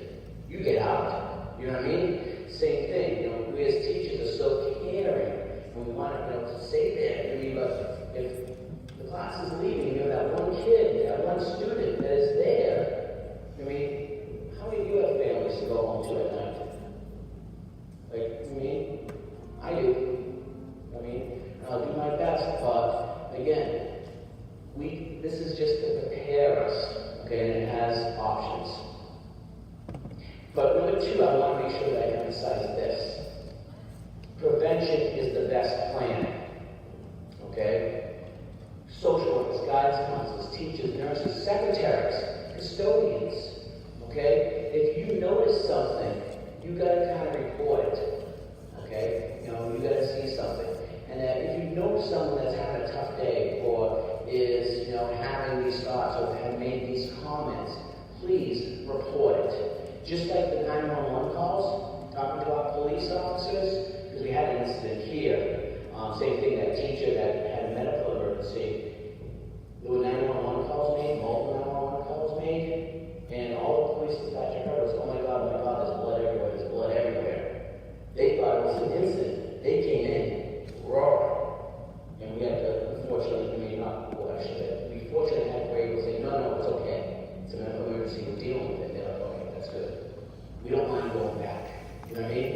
We much rather have the call, come here, and have to go back than not getting the call. So if you see something, tell the administration, tell the co-teacher, tell the guidance counselor, if you see something going on.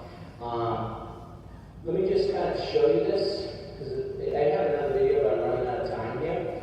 But it's kind of a cool video, I've seen it before. The Send You a Promise.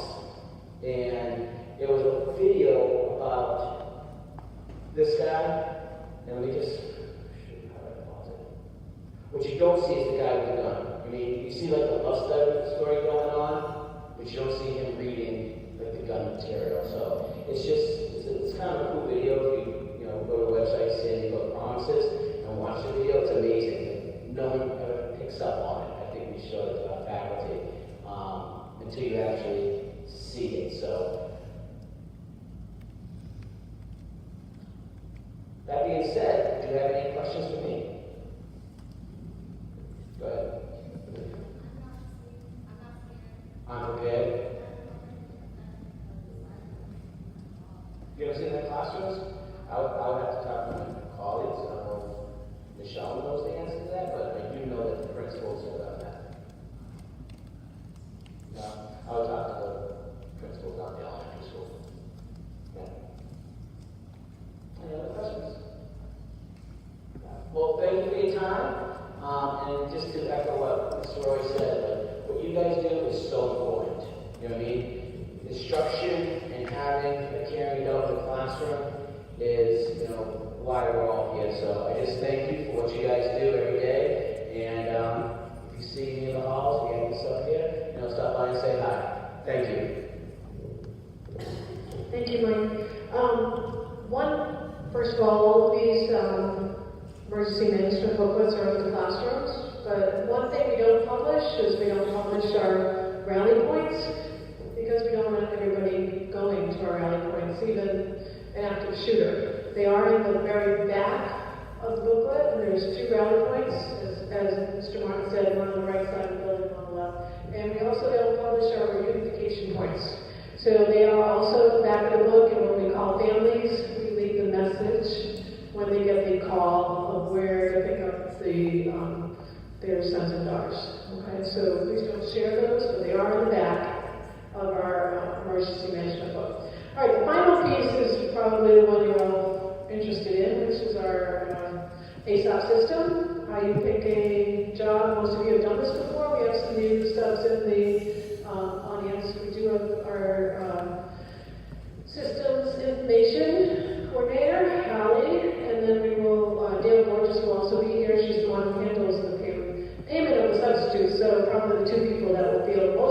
questions, but Allie's going to walk you through the ASOP system, and when Dale gets here, she'll walk you through the payroll piece. So I'm going to use my teacher voice. Can everybody hear me okay? No. Oh, recording. That's why we need to use the mic. I know I can project through this entire audience, so. Let me ask first, how many of you have used ASOP or frontline management? So I would say almost everyone in the room. How many of you have never used it? It is a very easy system to use, and it's very self-explanatory. You, by this time, have been assigned a username and password, and it should have come in. The username and password? What's that? The new people? Is that the phone number there?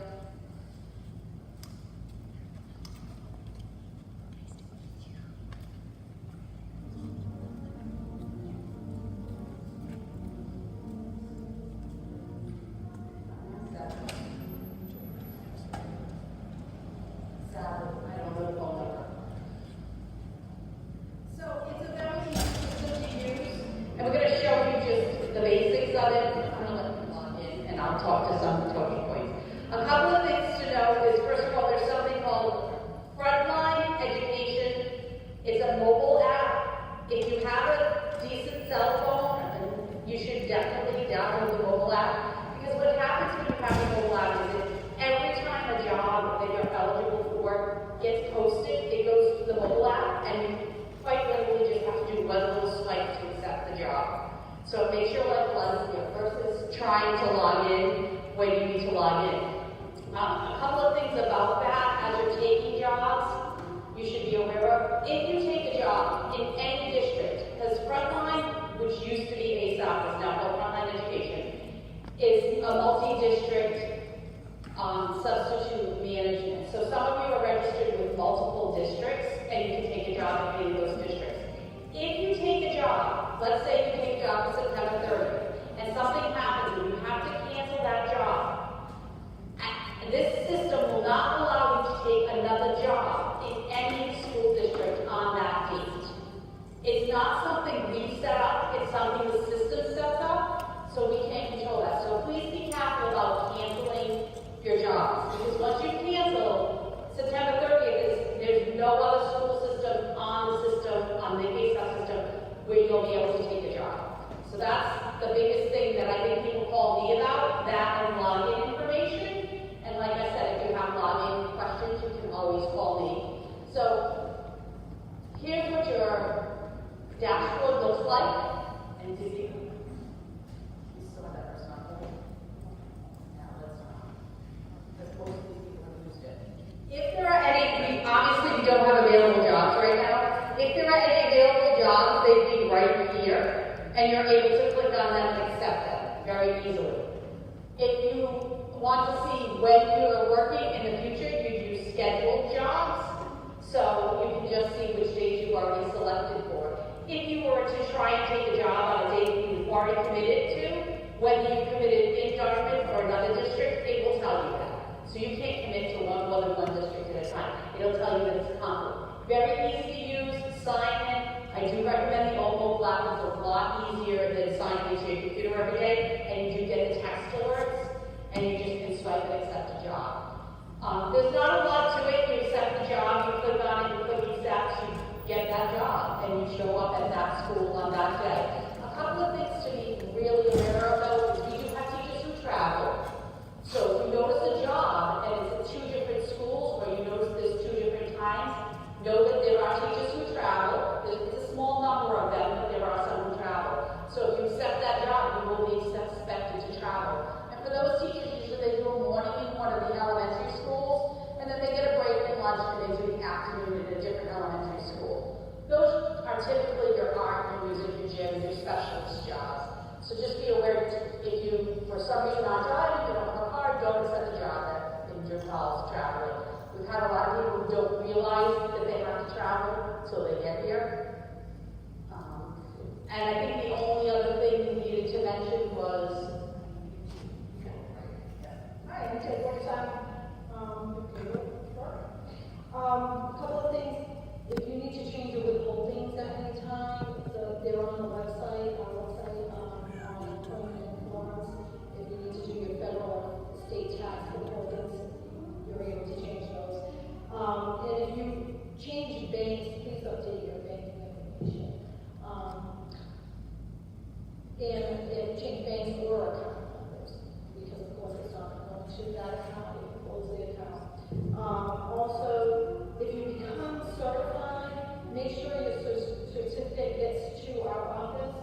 The day we get your certifications, like if you were not certified and you got certified in between time, the day we get your certification is the day that we will start paying you the certified rate. It does not get retro on that. It's as of that date that we get the certification. Other than that, it's $77 per day for TA, $80 for non-certified teachers, and $85 for certified teachers.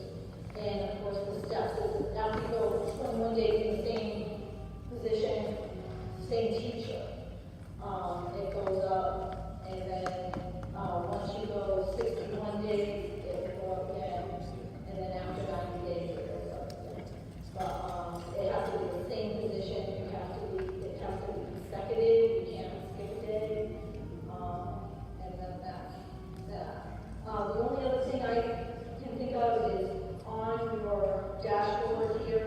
If you go to non-work days, those are the days that you cannot take it for. You have other plans that particular day. Past job tab, make sure all your assignments that you have done are on this past tab. This is what you're going to get paid for. If it doesn't show up here, then I have no knowledge that, because what you see is what I see. So if you do have a job, an assignment that you have that you've done and it's not listed here, call the schools and talk to the secretaries, and they'll definitely update this for you. Other than that,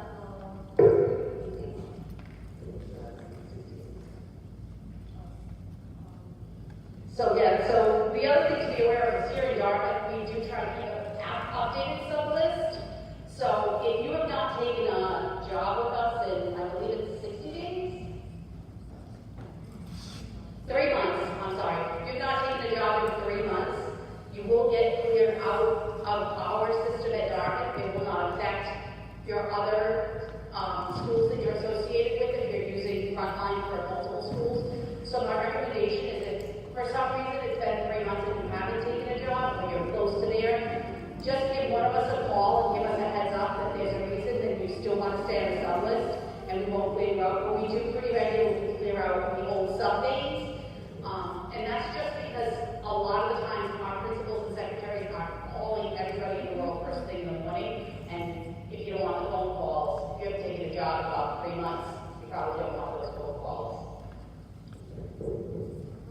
So, again, if you have payroll questions, they go to Dale. If you have technology questions, they come to me. I see a question in the audience. Yeah, I had a situation last spring where I accepted a job and I woke up very sick the next morning and I unaccepted the job. Okay, so the system is also set up that you cannot unaccept a job within a certain amount of time. You need to give a call. So if I wake up at 4 o'clock in the morning, I'm very sick.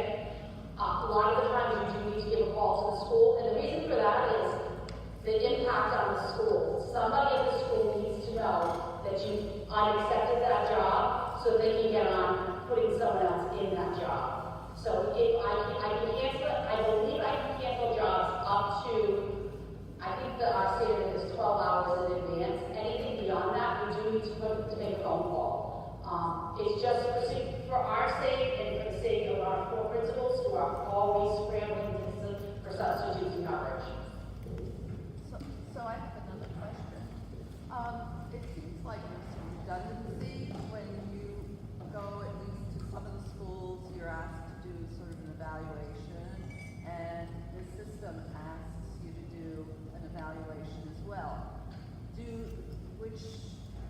trump the other? Do you have to do two?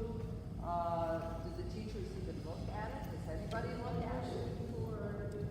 How it's going to be. So there's an evaluation on the system, and then the green sheet that Lou was showing. I believe it is a plan that Michelle, Roy, and I have discussed about getting all the evaluation information to come to a stop. We are working on it. It's just, it takes time to make things happen. So we will get there eventually. So this is the. Do one or the other. And eventually it will be all online. I saw some other hands here. I'm newly retired to the system. Would my ASOP part-time still be active, or is that been deactivated and I've got to go and do it all over? Right. Dale? Retirement or back myself? I did. Your account now is a substitute. Your account as a TA is closed. Okay, so I will still use the same information. It's the same, login, it's the exact same thing. And if anybody did not receive their new, the login is the same as last year, but if you're new to the system and you did not receive the new login, your login, just email me and ask me and I'll send it again. Again, mine should be the exact same. Excuse me, mine should be the same. It's the exact same. So I saw another hand up here.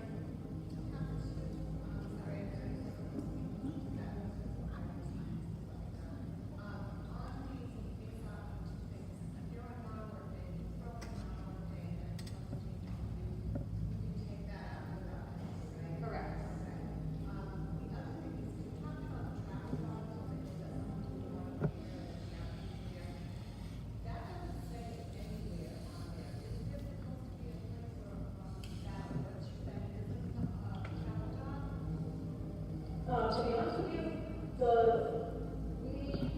that started probably mid-year, that we were able to split the people up, our teachers up into saying that I'm here, I'm at this school until 10 o'clock and then I go to this school.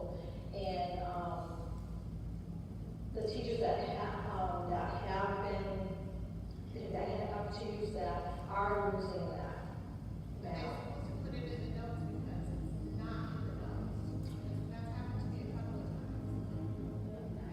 Well, we'll review that and we'll ask the teachers and we'll bring it to their attention to split their time, to say what time they're going to be at this school and what time they're going to be at that school. Okay, so you mean like split the job for the whole day, but the notes say what they're doing, or So generally, those are our specialists, right? An art teacher, PE teacher. So the ones that I've seen, PE teacher will put AM sickness because they're Potter school in the morning, and then PM sick day because they're a Christmas in the afternoon. Those are the ones I've seen. Now the ones that split earlier, like our ELL teacher, will probably go in as a full day because the ELL teacher only does 2 blocks or 3 in the middle and then does more at high school. So it's not a nice even split for that. So that's not a nice even answer. There are some that split. And then some where that split just doesn't make sense. And they're put in as a full day and there is travel in there. So I'm not sure I heard the whole question, but that's the gist of what I thought the rest was I about. think what we're going to try to do is make sure that there's some no. We will talk to this. It's a very limited number of teachers, first of all. It's a very limited number of teachers. I think we probably have 5 or 6 in the entire district.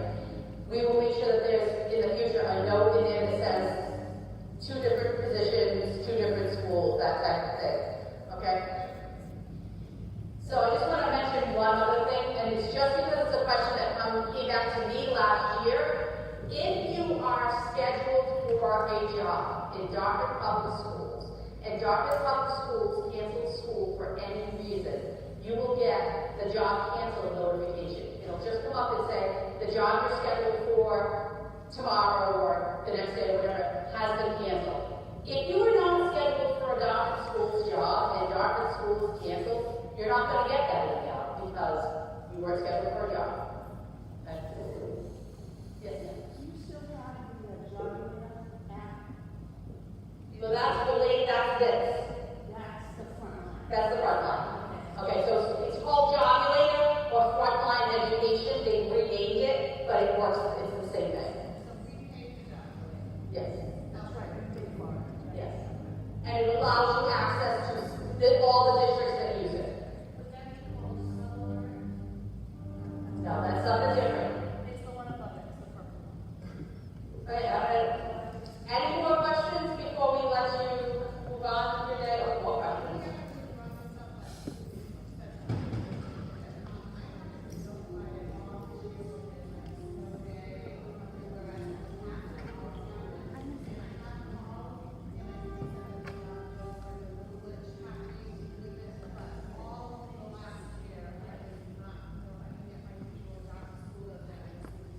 Again, you wouldn't get that. If you're a sub, you'll get a notice that your job has been canceled. You won't get a phone call, you won't get a text from the school. You'll get something from Frontline that says the job that you scheduled for has been canceled. That's it. So our subs are no longer on our call list every day, because I know there's a lot of you who don't want a phone call saying, there's no school in Dartmouth, when you have to take your job in Dartmouth.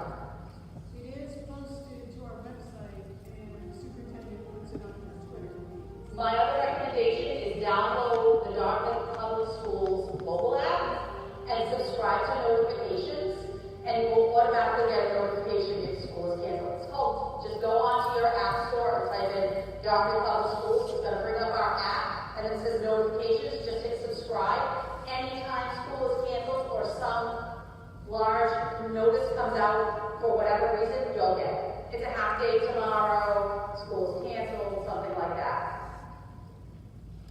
Did someone else look in? I just wanted to clarify the status of half days. Get a half day, the system is taking the recommended second half of the day, and if you want to, not available day, then whole day, you can't really, cut off yourself for half day. So in other words, sometimes the system treats a half day like a half day like a whole day. Sometimes it doesn't. And it's confusing. Truthfully, I very much don't know a lot about that, and I wouldn't even attempt to answer it without playing the system a little bit more. But we can look into it and find out why it's doing that. I can't answer why one day is treated like a half day and one day is treated like a whole day off the top of my head. I can definitely look into it from a substitute standpoint. I usually deal with the system from an employee standpoint.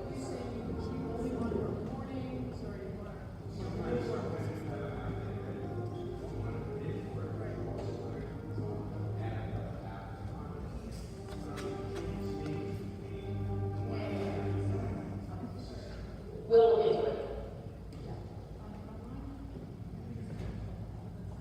We just put a time in it.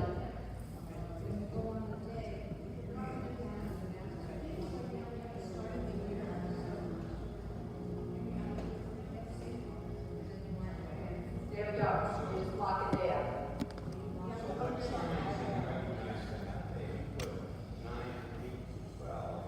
Will it say you're not available in the afternoon? I would put like 11.